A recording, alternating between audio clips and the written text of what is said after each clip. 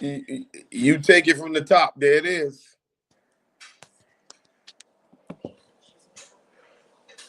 All right. We're here for another edition of the TD Report. I'm David Combs here with Tony Kennedy. We're going to talk a little NFL draft. A lot was going on, and we definitely have to let's kick the show off with this, Tony. NBA playoffs round one. Let's talk about that Knicks Detroit game that happened on Sunday. Did you catch any of that? Yeah, I caught some of that. Okay. Are you talking about the Phantom non 3-point call at the end Let's of the talk game? about that. Yeah, let's talk about that. Now, Yeah, listen, if they've been consistent of not calling the close fouls, and if it were consistent all game, then you're not going to bail that guy out. If it was a regular season, that call would have been made. It's the playoffs, Dave. I was watching that. I was watching it not on TV as it happened, as the play happened, and I thought it was a foul from jump. Cade Cunningham, rotates the ball over, to Tim Hardaway Jr., jumper in the corner, and gets a little bump. He got bumped. Now, Was he hacked? No. Was he mugged? No. But it was a bump. Yeah. I think you have to blow the whistle there. Now, JB Bickerstaff, the Detroit Pistons coach, was off the bench, past midcourt, onto the court. Obviously, he's able to do that because, the game is over. But he's berating the officials, calling for someone to review the play and that it was a foul. But obviously, he had used a challenge, hadn't he? He used his challenge. No foul was called, so nothing could have been done about it. Then the officials put out the last 2-minute report, and they agreed. They called Josh Hart's defense on the play in the play. They called it as incidental contact. But then after the fact, they say that they missed that call. There was significant contact, enough to alter the shot. Not legal guarding position is kind of the terminology they use. And there should have been 3 free throws awarded with maybe 1.1 seconds left. Yeah, it would have probably been, if that. It was about 1.1 seconds left on when the foul occurred. When the foul Not occurred. when the ball went through the basket. When the ball got to the basket. The ball got to the basket with like maybe 0.1 on it. It was really 1.1 when the foul would have occurred. Yeah. That said, credit to the Knicks. Credit to the Knicks for going on the road and taking care of business, in Detroit and, pushing that series lead. Detroit had, for all intents and purposes, Detroit should be going back to New York for Game 5, tied at 2. Okay, now they're going there down 1-3, and are going to be fighting for their playoff lives. And hey, congratulations to the Knicks. Hey, Dave, what I said this about 3 years ago. I said when I talk to people, even basketball aficionados, I talked to them and they said the regular season is trash. And they just watch just because it's the playoffs. I said to them, let the rules of the regular season be the regular rules. But when they get to the playoffs, they need to go back to the 1990 rules. And damn, if it doesn't seem like in the playoffs, they're letting them play. I think that letting them play is starting to gain more and more viewership. I mean, because, NBA, man, I talked to a bunch of people who watch sports, and, man, they can't name you 5 games in the whole season. Mm-hmm. You remember back in the day, we can give you 5 games a month. There's no real way to watch it on non-pay TV. And it's basically a cable model at this point, almost a streaming model, okay? And that's how sports, from now on, everybody in the United States, again, welcome to the TD Report. Hit the like and subscribe button for us, if you please. That'd be great. I'm your host, David Combs, here with Tony Kennedy, talking a little bit of playoff basketball for the NBA, and we're going to go to the NFL in about maybe 4 or 5 minutes. So, definitely hit the chat line for us. So back to my point, Tony, you mentioned that the way that the game was played in the 90s is kind of how you would want the game to be a little more physical and to allow the guys to go after the ball, to make plays on the basketball, to use their body a little bit. Mhm. And we've seen, for example, in the Houston Golden State series, it's been some pretty physical play by the Houston Rockets. Very physical, a very young team, very physical team, and they're very Mhm. talented. Now, I think the Warriors can handle them, but when you look at the injury that was sustained by, by Jimmy Butler, that isn't what you want. And that was a No. case of guys playing, maybe a young guy playing a little bit too hard and hit Jimmy low in his legs and cut his legs, and he landed pretty bad, flat on his back. Uh, you Yeah, know, that's we thought it was a contusion or whatever, or bone bruise, whatever you want to you call it. you're right. Getting cut like that hurts. That's a very, in my opinion, that's a very dangerous play. Yeah, Okay, it very, was. very I mean, dangerous. that and who else? Somebody else got injured, Dave. Well, let's talk about Jason Tatum in the Jason Orlando Tatum series. got injured too, Now, right? that wasn't a dirty play, but then you also look at the fact that we've also seen some blood drawn in this series, the Boston Orlando series. Uh, you know, it's you don't see it often, okay? But when you see a big dude, Kristaps Porzingis gets hit in the face, and you see a guy bleeding on the court, in Boston, it does kind of take you back to the days of yore, right? Back Mhm. in the days, I think Kurt Rambis feels it every time someone gets gets clotheslined. Every time I see every time I see that replay, when they clothesline him. And I don't even think they suspended anyone. No, ain't nobody Back in gets. the day, you didn't get suspended for that. So do you know, Dave? I'm gonna put you. That's been 41 years. That was 41 years ago. Yes, We're that old, Tony. yes. Wow. That was 41 years ago, dude. Okay. That was June of 1984. If that happened now, it would go viral in like 5 minutes. Everyone would have it on there. You'd be sending it to me on our phone. In the old days, you had to wait for George Michael and the Sports Machine to come on. But you know what, Dave? I hated the Celtics. I was the way I start liking the Lakers is I was a Bullets fan, and when the Bullets will beat the Supersonics, and then the year they lost to the Supersonics, I was always cheering against the Supersonics because the Supersonics would beat the Lakers in the playoffs to get ahead. You get to the So final. Yeah. I was always, going against anybody who was for the Supersonics. And that's when it was a year before Magic even got there. And I was like, yeah, I like the Lake. And I used to like Kareem because he would throw the hook. He would throw the sky hook. And I thought that was cool. But when they got, Showtime, it was easy. And I never liked the Celtics, even before 2 years before Larry Bird got there. Right. And I am telling you right now, that 1980s is spoiled us. That is some of the greatest stuff I've ever seen in my life. With the Celtics team, the Lakers team, and even the Rockets teams were good, man. The 76ers team. Hell, the 76ers 1 year probably was the best team ever put together. The two, I'm a Lakers fan, so I can be biased, but I'm not biased here. The best team that I seen in my lifetime was 82-83 Sixers. Then the 85-86 Celtics. Then we can talk about the 87 Lakers. But those three teams there, they were just straight dominant, man. They were really, really good.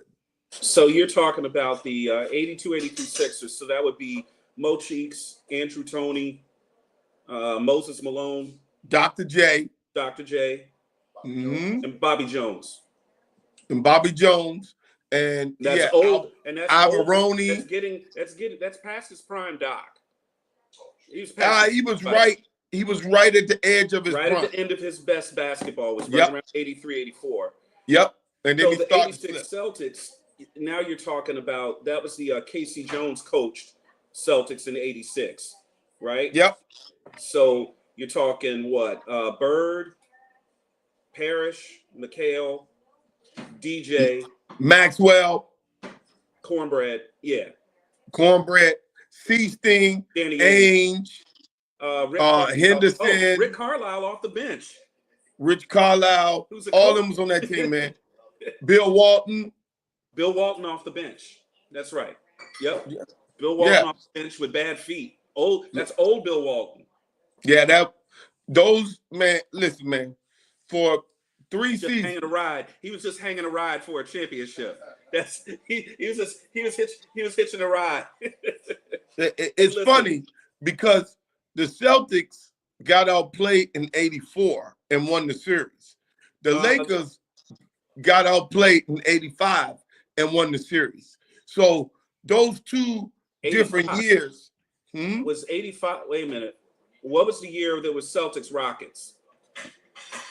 86 and 81. That was 86. Okay. So that Yep. was kind of not luck, but it was kind of luck that the Rockets got there. That shot by the Ralph Lakers Sampson was lucky. That was lucky. The Lakers could not match up. So we lost Tony there for a second. Maybe he hit his mute button. Tony's about to say that the Lakers couldn't match up with Hakeem Olajuwon and Ralph Sampson, the Twin Towers. That was young Ralph and young Olajuwon. And those types of young legs, the skill set that they brought to the game was just too much for the Lakers. It just was, and that's all there is to it. When you look at the way that basketball has evolved over the last 10 or 15 years. Dave, I'm sorry, you know who that was? What? That was Hollywood Henderson. Haha. That called you? Yes. Can we get him on the show? I just asked him. He said, no, he's not ready right now.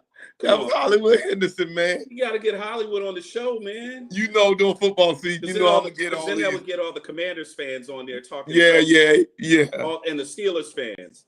So, Tony, you made a good point about the golden era, the golden age of the NBA. Yes. We're 30 to 40 years removed, from a lot of that. And there's obviously a lot of talk about how to tweak the game or how to make the game a little more palatable for the fans and so on and so forth. Listen, if you watch basketball now and you can't get into what's happening in OKC, in Oklahoma City, with what they've done with that young nucleus, if you can't watch that and enjoy basketball, there's something wrong with you. Yeah. These guys won 60 games this year, over 60, okay? I think at one point, Tony, they were 62-12. 50 games over 500, Tony. 50. They've increased their win total 4 straight seasons. You know how hard that is? It's virtually impossible. Yeah, because when I went to the draft a couple years ago, they were one of the worst teams in the league. Yeah, but not anymore, buddy. Not anymore. And they can do a lot of different things with their lineups.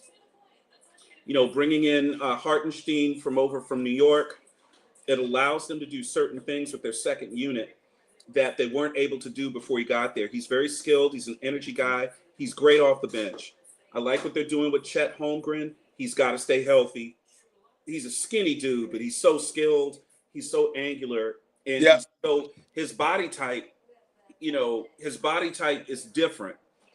Big guys like him weren't as skilled as they are now. Before anyone gets on my chat line saying I'm saying the old school players weren't skilled, I'm not saying that. What I'm saying is, if a guy like Ralph Sampson came along now, he would be allowed to play like Chet Holmgren plays now. That's how he would be coached to play. When Ralph played in college, he was forced to play down in the post, down on the baseline, right? He developed a certain repertoire of shots, but he didn't develop like Kareem. The way that Kareem developed, and let's not forget, he didn't have the sky hook in college. Kareem was, Lou Alcindor was catch the ball, drop, step, dunk. That's what he was. But he could also use the glass when they took the dunk away. legally they removed the dunk from college basketball Mm-hmm. to make it fair to play against this guy. And that's what helped make Kareem into what he was. Now, for my money, we're going to see more guys like Chet Holmgren coming into the league. We've already seen it with Wembanyama. There's more coming. Okay? Bol is in this league. These guys are going to be 6'10", 6'11", and taller, but they're going to play literally going to play like guards. Mm-hmm. So we'll be talking about it when I'm really old and gray, we'll be talking about, oh, there's a kid coming from South Sudan. He dribbles the ball like a point guard, and he's 7'3", and he's 16. Okay. And did I mention he can shoot?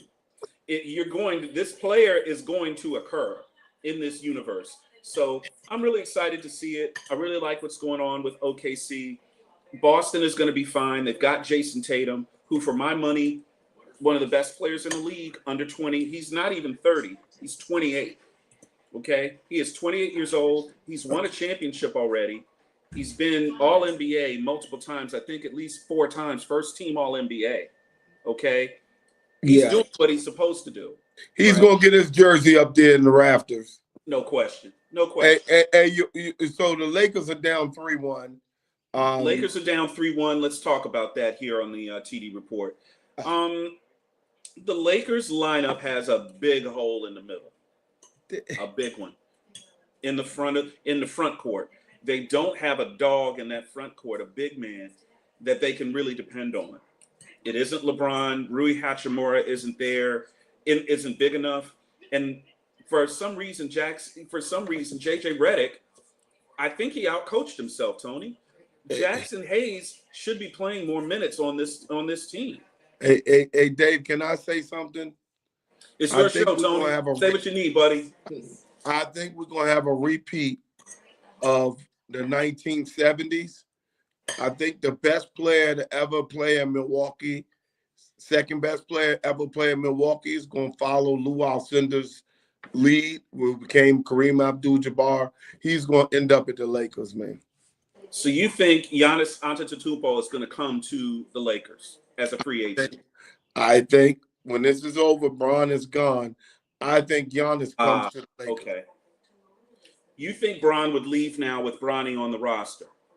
Yeah, all that excitement, all that's over. Bron and Bronny and all that. When they lose to Minnesota in the first round, LeBron will retire. All that is what you're over. saying? Whether he retires or not, I think if the Lakers are smart and they want to win, they go out and go get Giannis, because that era right there in Milwaukee is done. I saw it play out last night. It's done. Sometimes you hold on too long. Remember, the Lakers are smart. Mm-hmm. They always going to keep a superstar on their team. Mm-hmm. When they got 2 and 3, that's when they win championships. You notice what's the Lakers' history? Have they ever just had one superstar? They always have 2 or 3 superstars on their team at all times, during our entire lifetime. Mm-hmm. That's who the Lakers are. And the league loves that because it's LA. Yeah. And they never not have that many. Mm-hmm. And I think Giannis and your boy Luka are going to play together. Hey, Tony, Damian Lillard is already 34 years old. So he's in Milwaukee and he's starting to break down physically. Yeah, when you get an Achilles like that, he gone for the whole season. What did he get? Was it an Achilles? Is that what it was? Like it was Achilles. You see the way he went down? And listen, Dame is one of my, Dame is such a fun player to watch. And I don't like seeing guys get injured. But, Father Time is undefeated, baby. He just is. Father Time is the 72 Dolphins. Hey, look, Father Time don't have to worry about winning or losing. He already won. He in the clubhouse. He always wins. Yep. It reminds me of something I saw in a movie. It was the movie Moneyball, where a baseball scout was talking to a young player, and Billy he's talking Beane. to his parents, and he says, "This is your son's time to play this sport. because at some point you're told you're not able to play anymore. Sometimes you're 18 and you can't play anymore. Sometimes you're 25. Sometimes you're 35, but it don't matter. Some point you are told. You're You're told. done. I love that.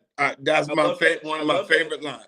Yeah, but that's poignant because this is their time. A young NBA player, this is his 8 to 10 year window to play this sport at the highest level. And If you don't take those opportunities, but if you start getting injured a lot, or you're the type of guy that doesn't take care of his body, right? So one of my buddies was telling me, hey man, what if Allen Iverson had never been a big partier or drinker? If he asked me that, I said he might still be playing. If Allen Iverson had never taken a drink or never stayed out, never smoked or anything, and literally spent his whole career taking care of his body, he would still probably be playing. Well, yeah, he'd be old, but he'd still be playing. Allen Iverson, and it didn't help that he played so hard. I mean, he was reckless, extremely hard. Yeah. Him and Westbrook are the two people that played the hardest I've ever seen in my life. But both of them in their younger years, very durable. Very, very durable. But but the body took as many hits. The body will break down. And his body never really broke down. With Allen, it was really his lifestyle. Now, I'm not saying that that's what kept him from playing well. I won't say that. Allen would be the type of guy that would be at the bar throwing down Louis the 13th, okay, drink it all night and show up the next morning, sleep it off, and then the game that night he's putting up 40 and played 35 minutes. So that was Allen. Some people are different. And Allen always used to say, he was like, listen, I was in the club, Kobe was in the gym working out. right? Rest his soul, Kobe Bryant. Kobe Bryant was a maniac. But to be able to play the way that those guys did, you kind of have to be a little off in the head. You're not going to be a normal person like me and you. Hey, Dave, can I give you something? Go for it. Between both of those great players, there's only 2 MVPs. That's between Kobe and Allen Iverson. That's a damn shame. Highway robbery, baby. Hey, That's a damn shame. How many MVPs did Shaq win? Like 3, 4. So between Shaq, Kobe, and Allen Iverson, there's only 5. Yeah, that's crazy. That's ridiculous. So Steve Nash got 2. Nash has 2, right? Yes. Yeah, and don't do that. Don't do the. He's doing the Jesse. He's doing the Jesse. Yeah, he's the Jesse. He should have never got that over Kobe. He's a very good international player, Tony. He's very important for the league. Yeah, whatever. NBA Global, baby. Hey, Dave, have you looked at this score 35-8 in the first quarter? Who? Cleveland beating the shit out of Miami. Oh, Lord. So we didn't talk about Cleveland yet. And I got to give a shout out. I don't do it much on the show. There's 2 guys from my alma mater, UVA, on this Cavaliers team. Ty Jerome, who never met a shot he didn't like. He will put the ball up. He coming off the bench. He's shooting the rock. If he's open, he's going to shoot it. And then from the trade, DeAndre Hunter comes over from the Hawks in the trade to bring him over. So, yeah, right now it's 38-12, Tony. It's not. When my TV was down, it was just 35 to. It's 35-8 at one point. It looked like a football score. Yeah, Is that Alabama versus Samford? That ain't right. Yeah, that's crazy, man. So Tony, listen, we're going to talk now about this NBA draft, okay? So you mean NFL? The NFL draft. I'm sorry. We're going to talk about the NFL draft and what happened with Shedeur Sanders dropping through the first round like a stone. Now, I don't want you to get in trouble, Tony, so be careful. What was your thoughts when the Steelers passed on him at 21? Absolutely terrible based upon what they had on their roster. When you had Skylar Thompson and who? That's what I was saying. Okay. All right. And Rudolph the Red-Nosed Reindeer. That's Mason Rudolph. Be nice.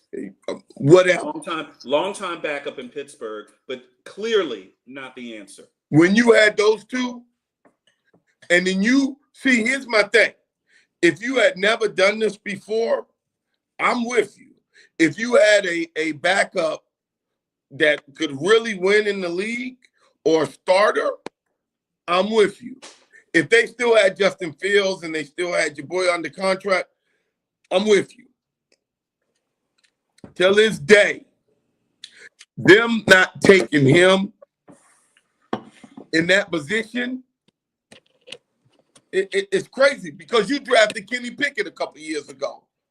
And So- Kenny Pickett ain't got nothing on Shedeur Sanders. So you draft Kenny Pickett.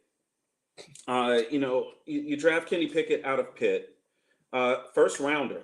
I think he went pick 27 or 28 or something along those lines. He was a very late first round pick, and he fizzles out, doesn't get the job done. So now he's off the roster. He's played on 3 teams now in 2 years. Okay, so now what? Now what's going to happen? Well, actually, this is kind of the parallel to the story. He ends up in Cleveland, where Shedeur Sanders ends up. Okay, Shedeur Sanders gets picked in the 5th round. Dylan Gabriel went in the the 3rd? Third. Dylan Gabriel from Oregon went in the 3rd round. Now I'm gonna be honest with you. I'm not the tallest fella in the world. Okay, if I see Dylan Gabriel on the street, I'm gonna take his wallet because he ain't big enough to stop me. Okay, I'm just gonna say it. He ain't a big dude at all. All right. So Dylan Gabriel, you've got what? You've got Dylan Gabriel. You've got Shedeur Sanders. You've got Deshaun Watson, who will be out for the season pretty much. Joe Flacco. Pretty much. And Joe Flacco. And Kenny Pickett. He's got 2 Achilles injuries, 2 Achilles tears within the last 9 months. He ain't playing. I'm sorry. That's, at this point, he don't want to step off of a curb, Tony, much less get into an NFL game where you can really get yourself. What are you talking about, Watson? Yeah. You don't want that. Flacco, hey man, we love Joe Flacco here in the state of Maryland. Super Bowl champ.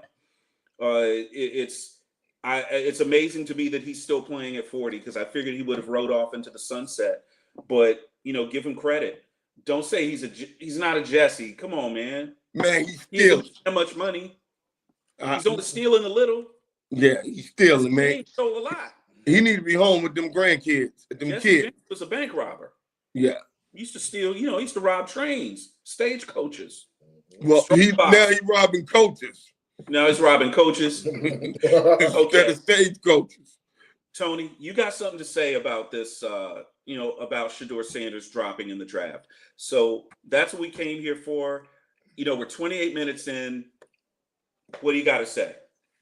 What I got to say is that 80% of the people had Shedeur at number 2.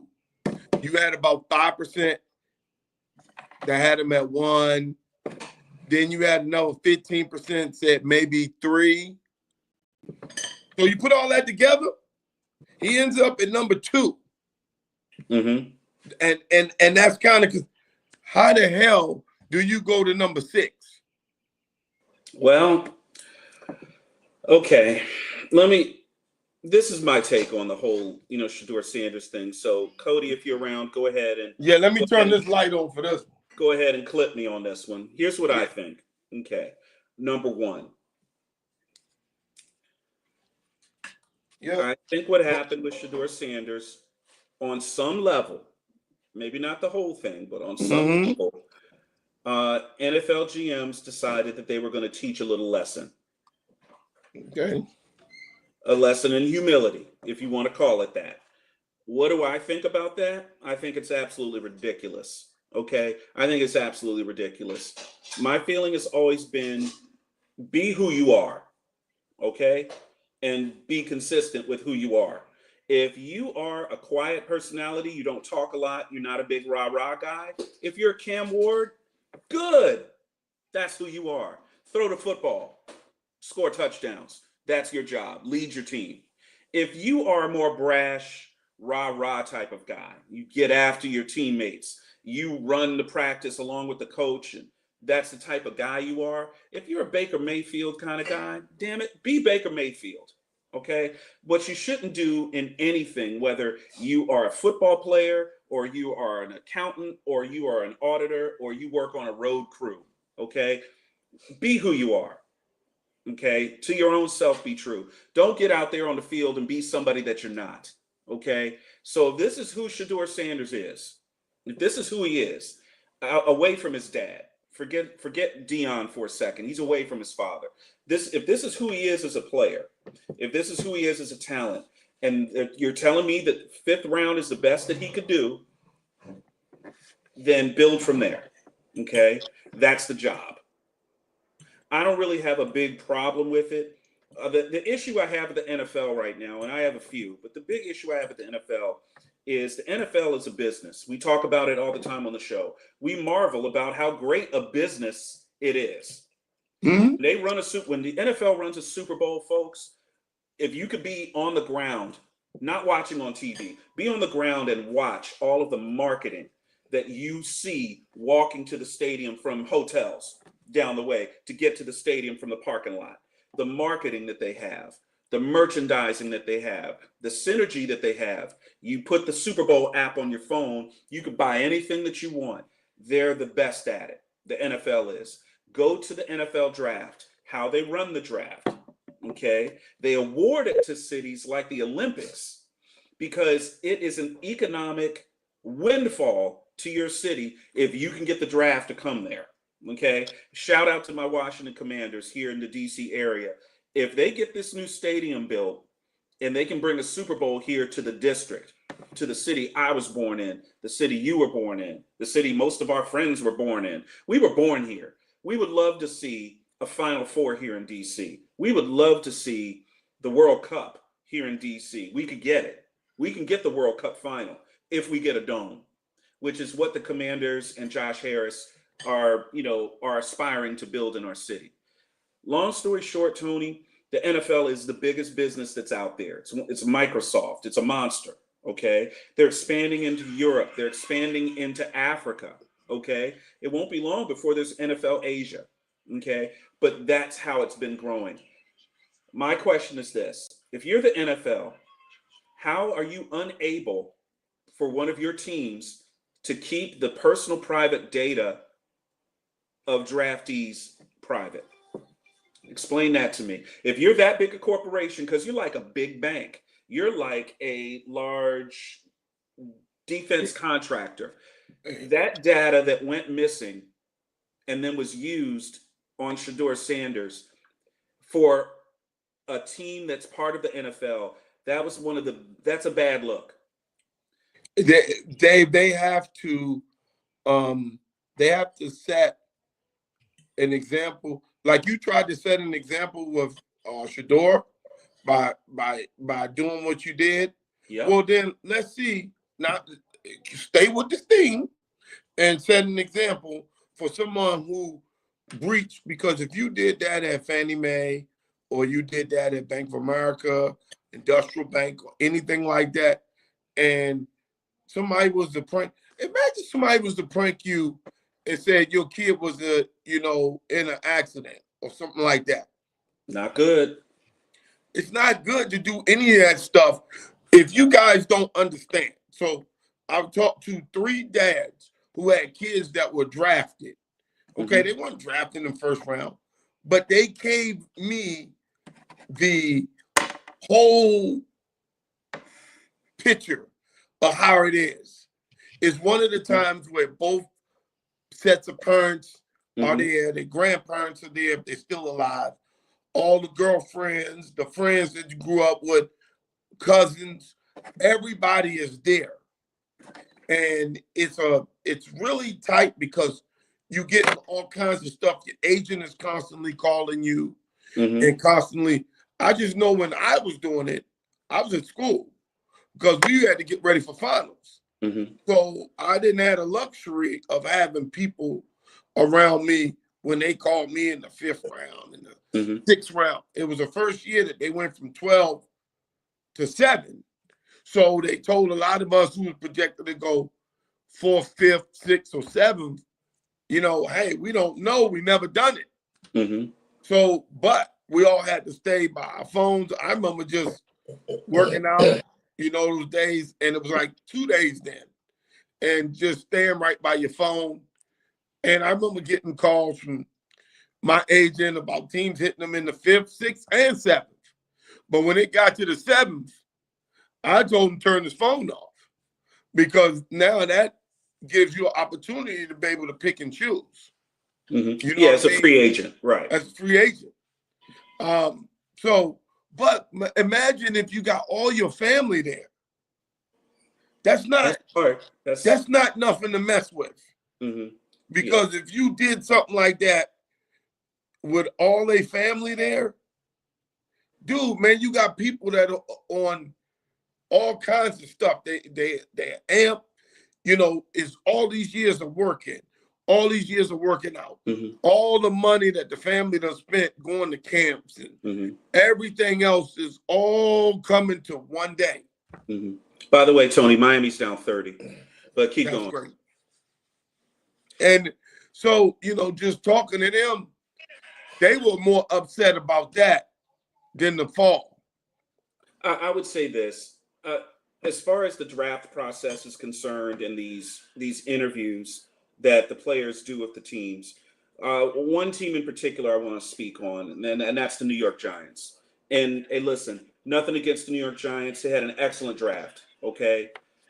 In the first round, the first pick, they pick up Abdul Carter from Penn State, who I want to talk about just briefly. Within days of being drafted, Abdul Carter says that he wants to wear Lawrence Taylor's 56 in New York. I don't know what it is about this number 11 when you're at Penn State, or if you take the old jersey off, the 11 jersey, and you smoke it. But something's wrong with these kids' mind, okay? Something's wrong with his brain. It needs to be studied, okay? You going to come out of college, and you going to ask to wear the number 56. Don't put that pressure on yourself, son. That's dumb. No, that's just plain stupid. So you don't put that pressure on yourself. So the New York Giants pick at 3, but then they decide we're going to trade up into the first round, and they end up selecting Jackson Dart out of Ole Miss. The scuttlebutt is the decision to draft Jackson Dart was made by the Giants in January. So why are you worried about the interview with Shedeur? Exactly.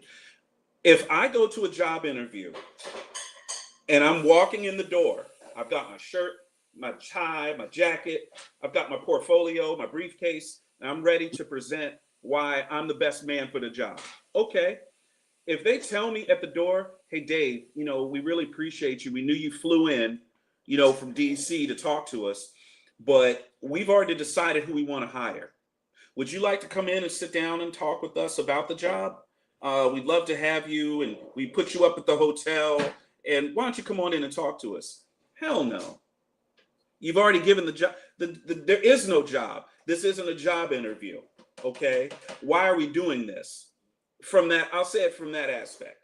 Now, this isn't the first time the Giants have done this, by the way, because they interviewed Jaden Daniels last year, okay? Giants were holding the 6th pick in the draft. Now, in what freaking world did they think that Jaden Daniels was going to be there at 6? Jaden Daniels could have been caught on camera, all right, kicking a dog, and he goes before the 6th pick. The Giants had no chance unless they were going to trade up. And the only way they could trade up is they would have to trade up against Chicago and get the 1, which Chicago wasn't going to do. Nope. Or trade up to 2, where the Commanders and they damn sure going to happen. They tried to trade. They did try to trade with New England so they could get Drake May. And New England told them to take a freaking hike and kick rocks. Okay? So the question then remains, Jaden Daniels is a great sport. He's a good kid. He showed up at the interview and sat there with Brian Daboll and talked football with him for however long it was. They were just bull jiving, as Dion would say. They just in there kicking it. They should have given the kid, hey, you want a drink? You want a soda? You want a Coke, or what you want? You want a martini? Because this ain't a job interview. We socializing. As far as I'm concerned, if we aren't doing something, making a business deal, we socializing. And that's what this was. So the Giants and other NFL teams have a habit of bringing these guys in for these team interviews where they don't have a pick to pick the guy. They aren't going to select him with their pick because the kid won't fall that far. So what are we freaking talking about? Yeah, that's. And to make it worse, they have the nerve to leak the negative things about Shadour's interview with them, and they weren't going to draft him anyway. Tony, if you've made your decision in January, the draft is in April. There hadn't even been a pro day yet for Jackson Dart. He hadn't thrown yet. He hasn't run the 40. He hasn't even taken his Wonderlic. And they were going to draft him. They knew they were going to draft him in January. That's how long they've been on him. That was one of the top stories today on ESPN. So again, the NFL's vaunted process, okay, is under scrutiny now. Some of this stuff isn't making sense. And let's talk about the Browns. The Browns traded up to get Dillon Gabriel. Why? Why? You traded up to get Dillon Gabriel and then end up taking Shedeur Sanders anyway? That doesn't make sense. You just wasted picks. You wasted picks. This whole thing. And by the way, some of the people that we're talking about on the show right now, it's the Browns, okay? I didn't mention them yet. Johnny Manziel. Where did he get drafted to? The Browns, okay? It's where did Baker Mayfield get drafted? The Browns. Is Baker Mayfield still in Cleveland? No. Johnny Manziel was the 22nd pick in the draft. He admitted at Texas A&M, never opened a playbook. Never. And they knew that, and they still drafted him. They knew that and still drafted him. First round. Johnny Manziel showed up to a practice drunk, not hungover, Tony. He wasn't drinking last night. He was drinking that day. Hey, Dave, the reason why we're Tony, so hard. what are we talking about? Josh Rosen, Mitch Trubisky, Kenny Pickett, all of them went 4 rounds ahead of Shedeur Sanders. Bums. Hey, listen, guys, I'm a UVA fan, so I've seen Mitch Trubisky play. He ain't good. Okay, he ain't good. Oh, Daniel Jones, another guy I saw playing against UVA. Daniel Jones never beat UVA in football, ever. Come on, dog. Don't tell me that. Come on, Tony. The NFL process. What some people said about Deion Sanders was that he was bucking the process. He's bucking the process and trying to push his kid forward and all of this stuff. What this has really done is this has put a spotlight on the NFL's draft process and how ridiculous some of this stuff is, okay? Some of this stuff is absolutely ridiculous. And I know the NFL holds these things sacrosanct. And this is how we do things. And if we don't do them, then we're not doing them right. Well, I know a lot of teams in the NFL that don't do things the way that the Philadelphia Eagles do, or the Baltimore Ravens, or the Kansas City Chiefs. And what kind of results do they get? Bull crap, bull jive is what they get. So if you don't, what is the definition of, the definition of insanity? It's doing the same thing over and over again and expecting a different result. This is what the Giants are doing. Giants have been doing this now for 15 years. Same stupid stuff. And listen, if this Jackson Dart thing doesn't work, if this boy doesn't come out and cook, Brian Daboll got to go. And you the GM, all of them going. You got to fire him too. He got to go. Got to go. Hey man, I might get a shot to be an NFL GM, man. They better go on and give me a call because there's no way that I trade up into the first round. There's no way I trade up into the first round to get Jackson Dart. What I do is I make sure I trade if I'm not far up in the second round. Maybe I trade up to the second or third pick in the second round. save Yes. myself a little money. I think they were trying to get in front of Cleveland because obviously Cleveland probably would have took them, seeing how many In the second quarterbacks they round, would. but they would have had to take him in this. Cleveland, I think, had 2 picks in the first 4 picks of the second round. You So got that's to what get they ahead were of them. afraid of. Yeah, I agree with that. But you traded well into the first round. It just doesn't make any sense, Tony. But the way I look at it is this: the NFL is going to do things the way they do for the same reason a dog licks his balls, because he can. That's what's going to happen. There ain't nothing going to change about the NFL. They're going to keep doing things the way that they do. And people like me are just going to keep complaining about it and nothing's going to get done. But then again, I feel cleansed. I was able to say what I wanted to say on our show, the TD Report. We are going to jump off really quick today. And I'm sorry, I've got a little something I got to do, after the show. Get it off But your I chest. appreciate you guys. But listen, we're going to get together probably next week on Monday. We do need to talk about a few things about, the upcoming mini camps, and we're going to have Cody on the show so we can talk about the new Commander Stadium. Okay, because I know Cody wants to talk about that, and then all the political stuff in DC, that the machinations that happened to make this deal happen. Congratulations to DC Mayor Muriel Bowser for getting the deal done. A deal that many thought could not get done, but. Kudos to the Washington Commanders today, who will be coming back to the city. What's that? Including me, I didn't think it could get done. I didn't think it could get done because of DC budget. But you know what? I would love to see DC have football again. I think it's important for the city. As for the state of Maryland, Governor Wes Moore has put out a statement that he wants to make sure that when the Commanders vacate that spot, that the old stadium gets demolished, and then they're going to redevelop it. They're not going to have a situation where it just sits fallow for 15, 20, 30 years. As a former resident of Prince George's County, right up that Route 202 corridor, it's really in need of an economic engine to help grow that area. So we're going to put a racetrack there? No, I don't want a racetrack. I think they could put an elite sports. They could put an elite sports facility there, similar to what the St. James does in the city. They could put one out there with multiple baseball diamonds, multiple football fields, and so on and so forth, and host elite level tournaments. They could do that, and it could go year round. They could build a field house and another indoor track and outdoor track to bring in some of the best talent here and give the kids here in the region, not just Prince George's, but in the region. An excellent place to do athletics at the top level with the best facilities and bring coaches in. I think that would be a great start. And then develop the retail and the hotels based off of that elite level travel experience brings. Okay. But that's just one idea that I had. But I love. It's not a bad idea. I think it would be great, Tony, especially for Prince George's County, to be able to, for example, host a Cal Ripken World Series right here in Prince George's County, just outside the city. I think that would be great for the kids here. And I think that's important.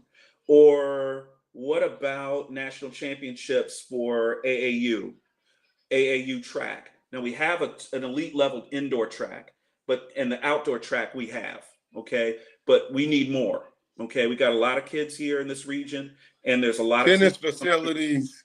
Yes, tennis stuff like that. We could do that. It could be. They could make an all-purpose sports facility there that could be elite in at least 3 to 4 different sports, and as good or better than anything across the region. And that will attract teams to come here. The major tournaments would come here to play. With an ice hockey rink and all that, they can do a lot.